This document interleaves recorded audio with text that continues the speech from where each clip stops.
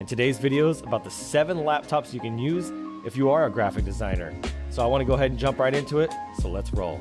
Hey guys, this is Adrian Boycell and welcome back to another video. I wanted to make a video because of all the people that have been asking me about what kind of laptop should I get as a graphic designer. Now I wanted to make this fair, so I'm doing actual PC laptops and Apple laptop. I'm just going to do one today, but we're actually going to compare the two and we're going to talk about the 7 things that you should be thinking about when buying your laptop. So I actually spent the last week studying, researching, looking into processors, looking into graphics cards, and all these different aspects of laptops. And at the end of the day, just for my own preference and for my own recommendation, I want to highly just encourage you guys to go for the Apple because it's going to be reliable, it's going to be consistent, and it's going to have everything you could possibly need. So without further ado, let's go ahead and jump into those laptops. All right, so the first laptop that I'm going to recommend is the HP Envy X360, and it's a 13-inch laptop, 13.3 inches. This is a full HD display. It has the IPS, like I talked about inside of there, which is really, really good. You're going to get some good color accuracy. It's a touchscreen laptop, so it's actually a 2-in-1. So you can actually use a stylus probably. I don't think it'll have the pressure sensitivities, but you're actually going to be able to use it like a tablet, which is really neat. A lot of the laptops are going this direction, and a number of the ones that I'm picking for you guys also are going this direction. As you can see here, this thing is the 11th gen of the i7. So this thing has evolved many, many times over. It's got 8 gigabytes of memory or RAM, as I was talking about.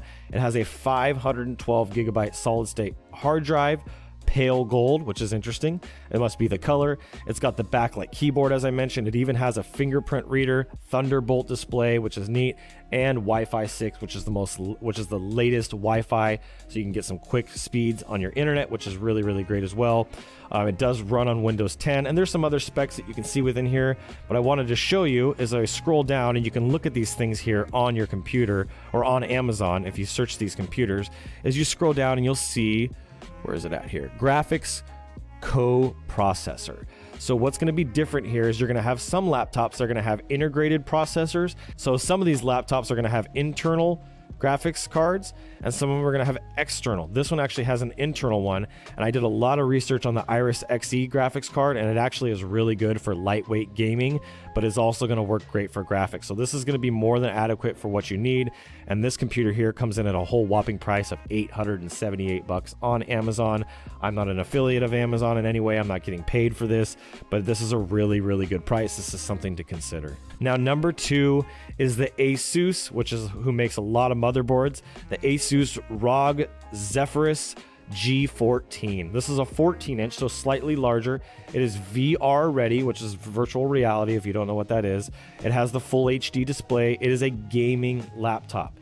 8 cores, like remember I talked about having more cores, and it has the AMD Ryzen 9, which is great, and then it has the Beat i7. I don't know exactly what Beat i7, but I have a feeling it's really, really fast. Has 16 gigs of RAM, 1 terabyte solid state drive, which is amazing. The backlight keyboard, has the Wi-Fi 6, has the USB-C. Remember we talked about USB-C, and it has the GeForce RTX 2060 graphics card inside there, which is really, really, really, really, really, really fast, which is awesome. And this one is a little bit more, but it's $1,299, and I really think it's a pretty nice looking computer.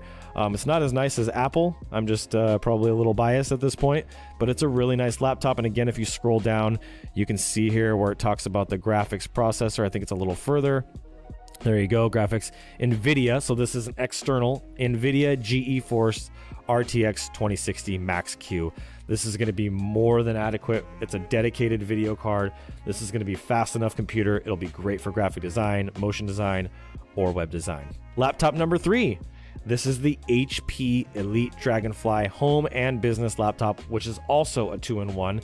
Now it has the lower grade processor inside of it. It only has 4 cores, so about half the amount of power, but it does have 16 gigabytes of RAM, which is great. It has the terabyte solid state drive, the Intel UHD 620, which is nice. It has a 13.3 inch monitor, so it's going to be a little bit smaller than the last one, 1920 by 1080, but you'll notice it doesn't say IPS in here. I don't believe it has the IPS. I think you're going to miss out on that, and it definitely doesn't say anything about Wi-Fi 6. It definitely has Bluetooth, which is great. It has a webcam, which is another feature you should be thinking about, unless you're going to use an external program for your webcam. And then it has a USB hub. So overall, you can pick the different options in here. This laptop runs about $1,800, but I wanted to show you this here. So this one also has an integrated, so you can see it here, card description, an integrated Intel graphics card. This is probably going to be a little bit lower end, but it's still going to keep up with the basic graphics and even a little bit of video editing. I wouldn't do After Effects in this, just Premiere, but this is a good computer. This is going to be something if you're trying to get in and get a nice 2-in-1 laptop, I would highly recommend this one. All right, number 4, let's jump over to Dell. Dell has been a big player in the computer laptop game for many years, and this Dell XPS 15 is a great one. It's a 15.6 inch, just like my MacBook Pro. It has the i7 in it. It's got the 10th generation, so not the 11th generation. 32 gigs of DDR4 RAM, which is awesome. The terabyte solid state drive, and it has a 4K UHD display, which is really powerful. Has the 500 NIT touch NVIDIA GeForce 1650 Ti graphics card, which is fast. It is screaming fast, with 4 gigabytes of dedicated video memory, it looks like here. So this is a really nice one. But again, you're going to be here right here at the same pricing as a actual MacBook Pro.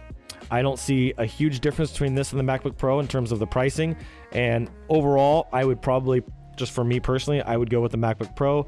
I would like this computer. I think it would fit your needs. But if you have this kind of money to spend, why not just get a Mac? Unless you're just sworn enemy against Mac and you don't want to do a Mac computer, I would really recommend this computer because I think it's great.